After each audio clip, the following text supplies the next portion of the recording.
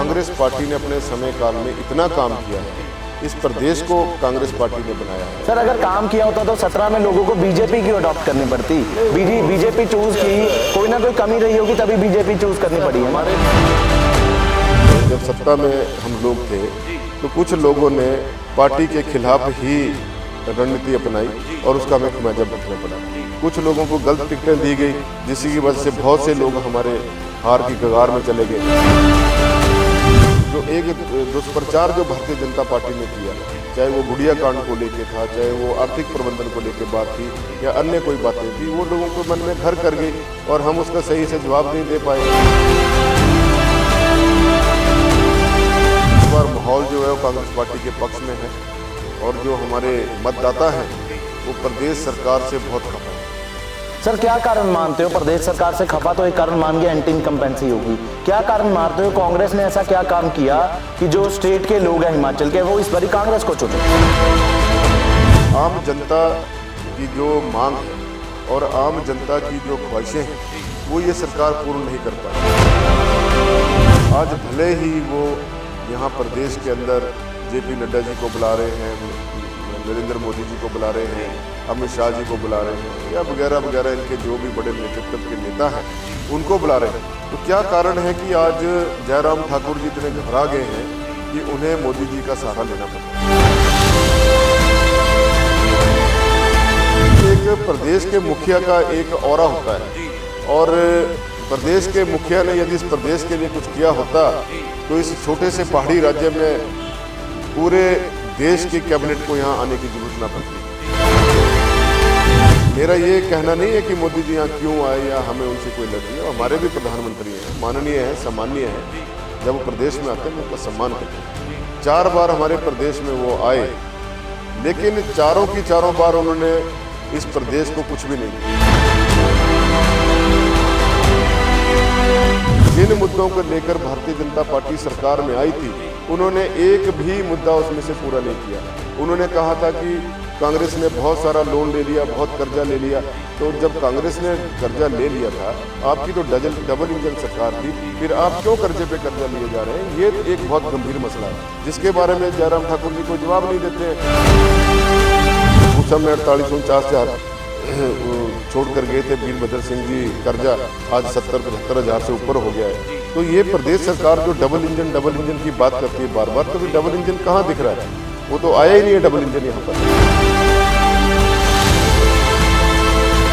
और सबसे बड़ा मुद्दा अभी पुलिस भर्ती को लेकर हुआ इस प्रदेश के अंदर, बहुत बड़ा कांड है, बहुत भ्रष्टाचार हुआ उसके अंदर और वो उसमें लोग पकड़े भी गए, लेकिन जिन लोगों के ऊपर कार्रवाई होनी चाहिए थी वो आज पर्दे के पीछे से अपना काम चला रहे हैं।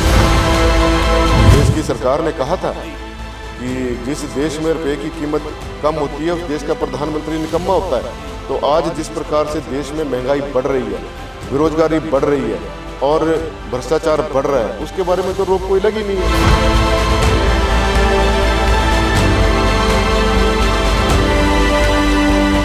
नमस्कार, स्काई न्यूज में आपका स्वागत करता हूं, मैं कोमल सिंगला।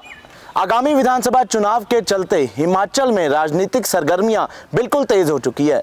इसी के चलते आज हम आपको लेके पहुंचे हैं हिमाचल के क्षेत्र बरसर में, जहां से मौजूदा कांग्रेसी विधायक इंद्रदत्त लखनपाल जी इस समय हमारे साथ हैं। सबसे पहले आपका स्वागत करते हैं सर स्काई न्यूज पंजाब। धन्यवाद जी। जी बहुत बहुत धन्यवाद आपका। जी सर, कैसे देखते हैं इस समय हिमाचल में चुनाव आने वाले हैं, कैसे देखते हैं हिमाचल में राजनीतिक माहौल क्या कहता है इस वेले? देखिए, हिमाचल प्रदेश में आगामी कुछ महीनों में जी चुनाव होने जा रहे हैं विधानसभा के, और उसमें जो है कांग्रेस पार्टी पूरी तरह से मुस्तैदी के साथ डटी हुई है जी, और भारतीय जनता पार्टी के धन बल का पूरे जोर शोर के साथ मुकाबला किया जाएगा। जी, ये मुकाबले की आपने बात की, मुकाबला 2017 में भी हुआ था जिसमें कांग्रेस ढेर हो गई थी और उसके बाद लगातार कांग्रेस जो है देश में से गायब होती नजर आ रही है। आपके पड़ोसी स्टेटों की बात करें तो पंजाब, हरियाणा, हर जगह से कांग्रेस गायब हो चुकी है। कैसे आप दावा करते हैं कि इस बार जो है आप बीजेपी को हरा पाओगे? देखिए, हर प्रदेश की अपनी राजनीतिक परिस्थितियां भिन्न होती हैं जी, और 2017 की जहां तक मैं बात कहूँगा उसमें कुछ पार्टी की कमियां रही जी, और उस वजह से हमें हार का मुंह देखना पड़ा। और हिमाचल प्रदेश में एक लंबे समय से ये परिपाटी रही है जी, कि एक बार वो भारतीय जनता पार्टी को चुनते हैं और जी। एक बार वो कांग्रेस पार्टी को चुनते हैं। और मैं समझता हूँ कि इस बार माहौल जो है वो कांग्रेस पार्टी के पक्ष में है और जो हमारे मतदाता हैं जी वो प्रदेश सरकार से बहुत खफा है। सर, क्या कारण मानते हो? प्रदेश सरकार से खफा तो एक कारण मान गया, एंटी इनकम्पेंसी होगी। क्या कारण मानते हो कांग्रेस ने ऐसा क्या काम किया कि जो स्टेट के लोग हैं हिमाचल के, वो इस बारी कांग्रेस को चुने? देखिए, कांग्रेस पार्टी ने हर मुद्दे को विधानसभा के अंदर और विधानसभा के बाहर, जी चाहे वो विधानसभा के अंदर की बात हो जी। चाहे वो धरातल की बात हो, जी जहां विधानसभा में हमारे प्रतिपक्ष के नेता माननीय मुकेश अग्निहोत्री जी और सभी विधायक जी एकजुटता के साथ सरकार के साथ लड़ाई लड़ी, और वहीं कांग्रेस पार्टी के हमारे अध्यक्षों ने पूरे जोर शोर के साथ जो नाकामियां हैं पार्टी की, भारतीय जनता पार्टी की, जी। वो पूरे जोर से शोर के साथ उठाई। आम जनता की जो मांग है और आम जनता की जो ख्वाहिशें हैं जी वो ये सरकार पूर्ण नहीं कर पाई। आज भले ही वो यहाँ प्रदेश के अंदर जेपी नड्डा जी को बुला रहे हैं, नरेंद्र मोदी जी को बुला रहे जी। हैं, अमित शाह जी को बुला रहे हैं, या वगैरह वगैरह इनके जो भी बड़े नेतृत्व के नेता हैं जी उनको बुला रहे हैं, तो क्या कारण है कि आज जयराम ठाकुर जी इतने घबरा गए हैं जी कि उन्हें मोदी जी का सहारा लेना पड़ रहा है? यदि जयराम ठाकुर जी ने प्रदेश का भला किया होता, जी कर्मचारियों का भला किया होता, युवा बेरोजगारों का भला किया होता, जी ग्रामीणों का भला किया होता, और हमारे हर सेक्टर में जी। जो लोग हैं वो दुखी हैं सरकार से, तो शायद उन्हें मोदी जी को बुलाने की जरूरत ना पड़े। सर, मोदी जी को बुलाने में कोई, हमें नहीं लगता कि कोई जो उससे गलत इम्पैक्ट जाएगा, क्योंकि वो प्राइम मिनिस्टर है देश के।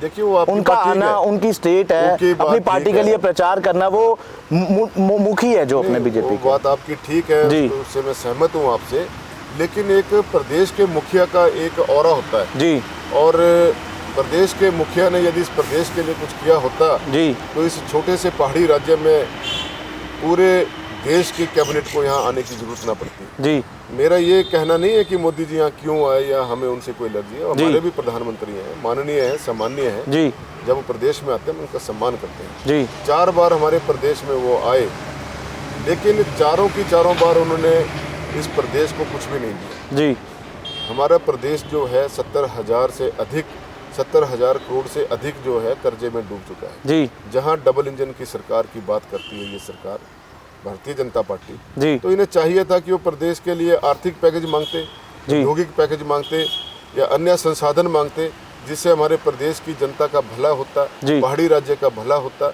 तो वो तो इन्होंने किया नहीं।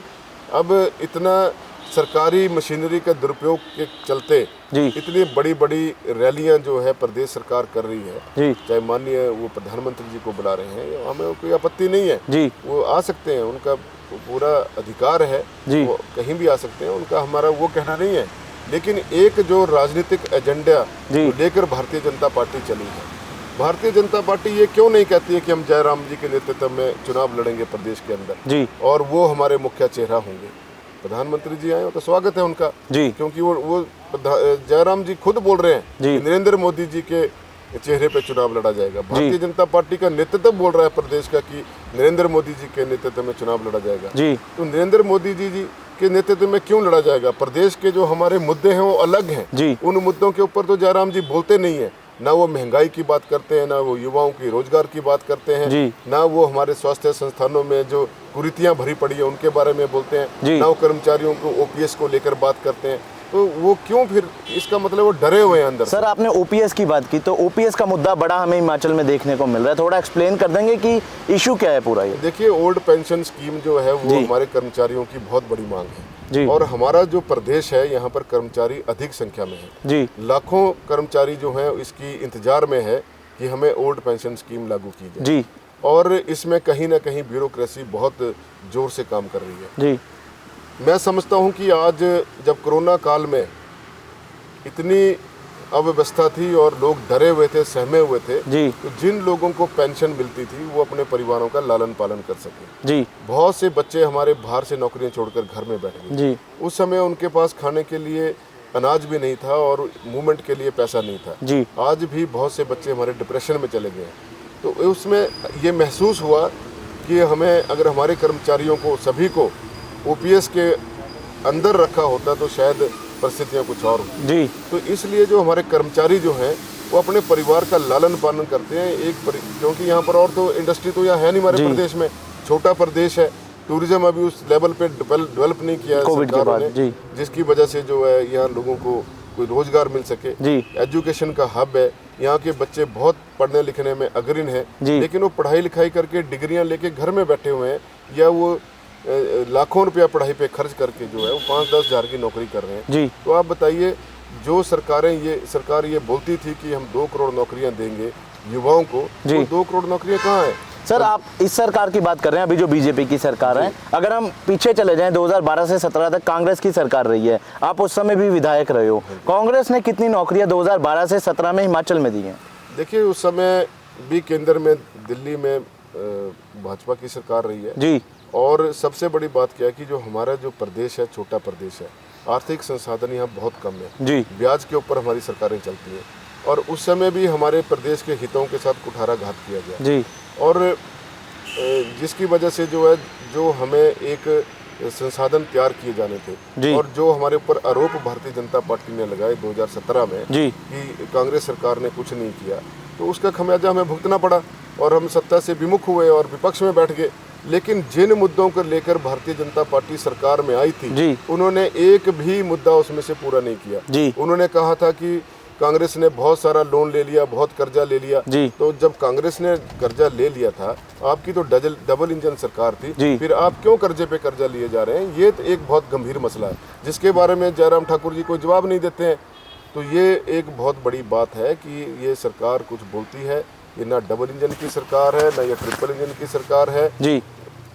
3 पावर सेक्टर होने के बावजूद भी हमारे प्रदेश को आर्थिक पैकेज ना मिलना, ये सरकार की सबसे बड़ी नाकामी है। सर, आपने स्टार्टिंग में कहा कि 2017 में कांग्रेस अपनी गलतियों की वजह से, पार्टी अपनी गलतियों की वजह से चुनाव हारी। पार्ट रहा है, क्या गलती की कांग्रेस ने ऐसी 2012 से 17 के टेन्योर में कि कांग्रेस को जो है स्टेट छोड़नी पड़ी, स्टेट में सत्ता में नहीं आई? जब सत्ता में हम लोग थे जी, तो कुछ लोगों ने पार्टी के खिलाफ ही रणनीति अपनाई और उसका हमें खमियाजा भुगतना पड़ा जी। कुछ लोगों को गलत टिकटें दी गई, जिसकी वजह से बहुत से लोग हमारे हार की कगार में चले गए जी। तो ऐसे निर्णय जो होते हैं उससे पार्टी को नुकसान होता है जी।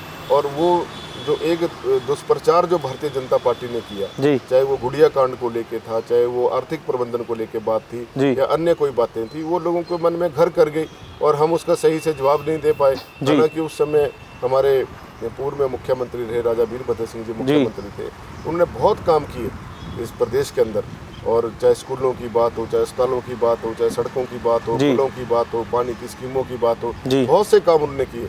लेकिन हुआ क्या कि उनको हम कैश नहीं कर पाए, तो उसकी वजह से भी हमें कुछ नुकसान हुआ। लेकिन भारतीय जनता पार्टी ने जो आरोप हम पर लगाए थे वो उसमें वो कामयाब हुए, और लेकिन उन आरोपों को लगाने के बाद उन्होंने उन आरोपों के ऊपर कोई काम नहीं किया। जो उन्होंने लोन लेने की बात की थी कि कांग्रेस सरकार ने बहुत सारे लोन ले लिए, आज वो क्या कर रहे हैं?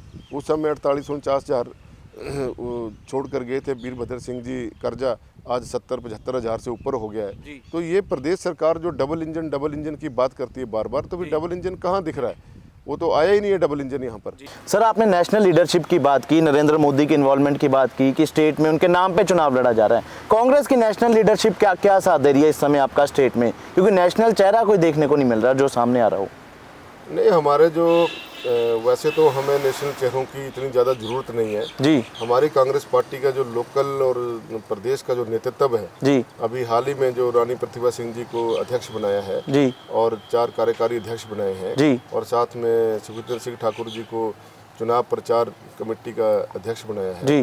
तो और CLP नेता मुकेश अग्निहोत्री हैं जी, और ठाकुर कौल सिंह जी हैं, ठाकुर रामलाल जी हैं जी। हमारे पास एक सशक्त नेतृत्व है प्रदेश के अंदर जी, जिनके नाम पर वोट पड़ती है। अभी वीरभद्र सिंह जी के नाम पर वोट पड़ेगी जी, क्योंकि उनका एक बहुत बड़ा रुतबा इस प्रदेश के अंदर है जी, और उनके बहुत से जो फॉलोअर्स हैं वो इस प्रदेश के अंदर हैं जी। तो रानी प्रतिभा सिंह के बनने से जो है हमें बहुत लाभ हुआ है जी, और कांग्रेस पार्टी में नए रक्त का संचार हुआ है जी। जहाँ तक राष्ट्रीय जो हमारा नेतृत्व है, वहाँ पर भी हमारे पास नेताओं की कमी नहीं है जी। जब वो आएंगे उसमें उस समय बताएंगे हम कि भारतीय जनता पार्टी को कि हमारा नेतृत्व किसी से कम नहीं है जी, लेकिन समय और परिस्थितियों के अनुसार वो सब चलेगा जी।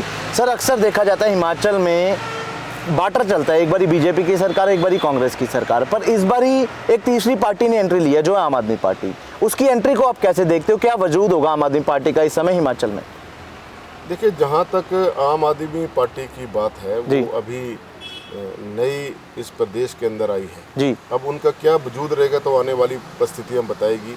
और जहाँ तक लगता है जैसे पंजाब में वो जीत हासिल करके आए हैं, 92 सीटों का मैंडेट मिला उन्हें, दिल्ली में उनकी ऑलरेडी सरकार चल रही है, तो वो बड़े कॉन्फिडेंट है कि हिमाचल में हम इस बारी पक्का कब्जा कर लेंगे। देखिए, पंजाब की परिस्थितियां बहुत विपरीत हैं, बहुत भिन्न है, और हिमाचल प्रदेश की परिस्थितियां अलग हैं जी।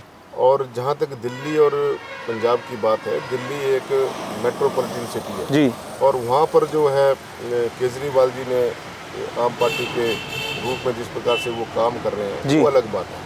लेकिन जहाँ तक हमारे प्रदेश में है, कांग्रेस पार्टी ने अपने समय काल में इतना काम किया जी, इस प्रदेश को कांग्रेस पार्टी ने बनाया है। सर अगर काम किया होता तो 17 में लोगों को बीजेपी की अडॉप्ट करनी पड़ती, बीजेपी चूज की, कोई ना कोई कमी रही होगी तभी बीजेपी चूज करनी पड़ी है। हमारे प्रदेश के लोग बहुत जागरूक हैं, पढ़े लिखे हैं जी, और साथ में कर्मचारी हैं जी, और पढ़े लिखे होने की यही तो एक लोकतंत्र में सबसे बड़ी बात है कि वो लोग जब उनको लगता है कि सरकार जो है हमारी अपेक्षा के अनुरूप काम नहीं कर रही है तो वो फिर बदल देते हैं, क्योंकि ये तो कोई भी किसी मुगालते में ना रहे कि हमारे प्रदेश की जनता बहुत जागरूक है और इससे पहले भी कई बार यहाँ पर थर्ड फ्रंट बनाने की बहुत चेष्टा हुई है लेकिन वो कामयाब नहीं हो पाया। जहाँ तक हमारे लोगों की बात है, प्रदेश के हमारे यहाँ के लोग बहुत मेहनती हैं और बहुत जागरूक हैं और राजनीति की बहुत परख रखते हैं जी। कैसे देखते हो सर इस बारी लोगों का मैंडेट, किन मुद्दों पे चोन लड़ोगे आप? 2 बारी विधायक रह चुके, 10 साल हो गए, एंटी इनकम्बेंसी भी हो जाती है, क्या मेन टॉपिक क्या रहेंगे आप? देखिए, हमारा मुख्य मुद्दा तो यही रहेगा जो इस सरकार ने घोटालेबाजी की है जी। अभी इन्होंने 2 दिवसीय कार्यशाला यहाँ लगाई थी भारतीय जनता पार्टी ने जी। और इनके नेता कह रहे थे कि भ्रष्टाचार का एक भी केस हमारी सरकार ने नहीं किया जी। ये जो एक अघोषित भ्रष्टाचार जो इस देश और प्रदेश के अंदर चला हुआ है, आर्थिक रूप से जो देश और प्रदेश कंगाल हो रहा है, उसके बारे में ये लोगों को बताना नहीं चाहते हैं जी। और यही हमारा मुद्दा है। भ्रष्टाचार के बहुत सारे केसेस हैं, अभी चार्जशीट कमेटी जो है उसके ऊपर निर्णय लेगी, उसको जब प्रस्तुत करेगी तो सामने आएगा। और सबसे बड़ा मुद्दा अभी पुलिस भर्ती को लेके हुआ इस प्रदेश के अंदर, बहुत बड़ा कांड है, बहुत भ्रष्टाचार हुआ उसके अंदर और वो उसमें लोग पकड़े भी गए, लेकिन जिन लोगों के ऊपर कार्रवाई होनी चाहिए थी वो आज पर्दे के पीछे से अपना काम चला रहे हैं। तो और सबसे बड़ी युवा जो हमारे बेरोजगार हैं, पिछले 5 वर्षों में पूरे देश के अंदर और हमारे प्रदेश के अंदर युवा बेरोजगारों के लिए कोई कार्य नहीं हुआ। जिस प्रकार से डिजिटल इंडिया की बात की, एक बदलाव की बात की, प्रदेश और देश के अंदर युवाओं को जिस प्रकार से छला गया, वो एक मुख्य मुद्दा है। उसके बाद महंगाई, क्योंकि देश की सरकार ने कहा था कि जिस देश में रुपए की कीमत कम होती है उस देश का प्रधानमंत्री निकम्मा होता है। तो आज जिस प्रकार से देश में महंगाई बढ़ रही है, बेरोजगारी बढ़ रही है और भ्रष्टाचार बढ़ रहा है, उसके बारे में तो रोक कोई लगी नहीं है। तो इसका मतलब लोगों को छला गया, झूठ बोला गया। तो ये इस प्रकार के जो मुद्दे हैं, चाहे वो आज हमारे प्रदेश में पहाड़ी राज्य में मर्डर के केसेस ज़्यादा बढ़ रहे हैं, रेप केसेस बढ़ रहे हैं, जिनको ये भारतीय जनता पार्टी के लिए मुद्दा बनाते थे, आज स्वयं वो उस मुद्दों में घिरे हुए हैं। तो ये इसलिए कांग्रेस पार्टी जो है पूरे जोर शोर के साथ मैदान में उतर रही है और पूरे प्रदेश के अंदर मूवमेंट चलाई हुई है। हमारी अध्यक्षा पूरे प्रदेश का दौरा कर रही हैं, हम लोग स्वयं अपने अपने क्षेत्र में जहाँ हमें जिम्मेदारी दी गई है वहाँ दौरा कर रहे हैं। सभी नेता पूरे एकजुट होकर जो भारतीय जनता पार्टी का जवाब देंगे जी। सर, आप 10 साल से विधायक हैं, कोई बड़े 2 काम आपके तरफ से बड़सर हल्के के लिए अभी तक किए गए हैं? देखिए, बड़सर हल्के में 2 क्या बहुत से काम मैंने अपने पीछे, अभी तो इतना ज़्यादा काम नहीं कर पाया क्योंकि हम विपक्ष में थे, लेकिन फिर भी हमने अपने रुतबे के अनुसार और एक विधायक होने के नाते प्रदेश सरकार से पूरी मांग रख के जो है वो काम किए हैं। और पिछले जब मैं सीपीएस था और मुख्यमंत्री हमारे वीरभद्र सिंह जी थे, उनके कार्यकाल में करोड़ों रुपए के काम हमने यहाँ पर करवाए। कुछ काम रह गए क्योंकि विकास निरंतर प्रक्रिया रहती है और उसमें मैं ये नहीं कहता कि मैंने सारी समस्याओं का हल कर दिया। जो समस्याएं मेरे सम्मुख आई उनको मैंने पूर्णतः गंभीरता के साथ दूर करने की कोशिश की। जैसे कि ढटवाड़ क्षेत्र में अग्निशमन केंद्र दिया, फिर साथ में हमने अपने ढटवाड़ क्षेत्र में तहसील उप तहसील को तहसील बनाया जी। और जो पीएससी थी हमारी ढटवाड़ में उसको हमने सीएससी में कन्वर्ट करवाया। जी। बड़सर जो हॉस्पिटल है हमारा कम्युनिटी हेल्थ सेंटर था उसको हमने सिविल हॉस्पिटल में कन्वर्ट करवाया। जी। और इंडस्ट्रियल एरिया एक छोटा हमने अपने ढटवाड़ क्षेत्र में लगवाया। जी। और भुट्टा के अंदर नगर पंचायत के अंदर हमने 10 करोड़ की लागत से सीवरेज व्यवस्था के लिए पैसा मुहैया करवाया। और उसके बाद वहाँ पर भुट्टा में बड़े लंबे समय से मांग थी सब तहसील की, उन्हें हमने सब तहसील मुहैया कराई। और भी बहुत सारे जैसे आयुर्वेदिक हॉस्पिटल बिजड़ी के अंदर बना के तैयार किया। 132 केवीए का जो है सब स्टेशन जो है वो 25 करोड़ की लागत से बना के तैयार किया। करोड़ों रुपए की लागत से जो है पानी की स्कीमें बनाई। लेकिन दुर्भाग्य ये है कि वो पैसा सारा स्वीकृत होने के बावजूद आज भी हमारे क्षेत्र में जो है पानी की समस्या निरंतर बनी हुई है। और प्रदेश सरकार ने पिछले 5 सालों में कोई भी गंभीरता से काम नहीं किया। जो एट सोर्स से जो पानी लिफ्ट होना था वहाँ पर कोई ध्यान नहीं दिया। केवल मात्र 2200 करोड़ की जो खरीद हुई है आईपीएच जल शक्ति विभाग में पाइपों की, उसमें बहुत बड़ा भ्रष्टाचार है। और वो उन्होंने हर घर में नलका लगा दिया, लेकिन उसमें नलके में पानी नहीं है। पानी इसलिए नहीं है कि आपने सोर्स डेवलप नहीं किए। इस समय आज भी हमारे क्षेत्र में लगभग 5 वाटर सप्लाई के टैंकर मैंने अपने स्वयं की जेब से और हमारे कार्यकर्ता हमारे ब्लॉक कांग्रेस कमेटी के लोग जो है सेवा कर रहे हैं लोगों की। और ये प्रदेश सरकार जो है मूक दर्शक बनी हुई है। सारी स्कीमें हमारी सूख गई हैं, लोगों को पानी नहीं मिल रहा है। पिछले महीने से मैं लगातार आईपीएच अधिकारियों से बात कर रहा हूँ, जिलाधीश से बात कर रहा हूँ कि आप कम से कम सरकारी तौर पर जहाँ टैंकर हो सकते हैं टैंकर से पानी मुहैया करवाएं। लेकिन प्रदेश सरकार और प्रदेश सरकार का प्रशासन सोया हुआ है, कोई काम करके राजी नहीं है। जनता किस प्रकार से बिलख रही है पानी की वजह से, उसकी तरफ देखने का ध्यान नहीं है। सर बात करें 2017 के बाद आप विधायक हो, दूसरी बार विधायक चुने गए हो, लेकिन सरकार बीजेपी की है, तो काम करवाने में परेशानी आई होंगी। हल्का आपके जो क्षेत्र के लोग हैं उनको परेशानी आई होंगी। लगता है कि इस बार लोग जो आपका साथ देंगे, और क्यों आपको वोट डालें? देखिए, जहाँ तक इस बार की बात है 5 साल की, 2 साल हमारे कोरोना काल में चले गए। कोरोना काल में भी हमने लोगों की बहुत सेवा की। हमने कोरोना काल में लोगों को महसूस नहीं होने दिया कि आपका विधायक आपके साथ नहीं है। एक विधायक के तौर पर, एक व्यक्ति के तौर पर समाज सेवा की प्रेरणा को लेकर हमने आगे बढ़कर काम किया और लोगों की मदद की। उससे लोगों को बीच में रहने का मौका मिला। जिसको पानी की ज़रूरत थी पानी दिया, एम्बुलेंस की ज़रूरत थी एम्बुलेंस दिया, किसी को हॉस्पिटलाइजेशन करने की ज़रूरत थी उनको हॉस्पिटल में भर्ती कराया, उनको घर ला के आए, किसी की डेड बॉडी जलानी थी उसको डेड बॉडी को जलवाया। तो ये सारे काम हमने एक सामाजिक दृष्टि से किए और आज भी हम सामाजिक तौर से लोगों से जुड़े हुए हैं। हम राजनीतिक तौर पर कम जुड़े होते हैं, लेकिन हम सामाजिक तौर पर जनता से जुड़े हुए हैं। इसलिए जनता पे मुझे पूरा भरोसा है कि जनता जो है वो अपना आशीर्वाद बना के रखेगी। बहुत बहुत धन्यवाद। तो आपने सुना, ये थे हमारे साथ बड़सर क्षेत्र के हिमाचल से कांग्रेस के विधायक, दूसरी बार विधायक चुने गए हैं और 2022 के चुनाव में अपनी किस्मत आजमाने जा रहे हैं। इन्होंने बताया कि बड़सर क्षेत्र के लिए इनकी पार्टी की तरफ से, इनकी ओर से व्यक्तिगत तौर पे बहुत कार्य किए गए। अब देखना ये होगा कि 2022 के चुनाव में बड़सर क्षेत्र के लोग इनका कितना साथ देते हैं। कैमरा पर्सन कमल दे नाल कोमल सिंगला, स्काई न्यूज़ हिमाचल।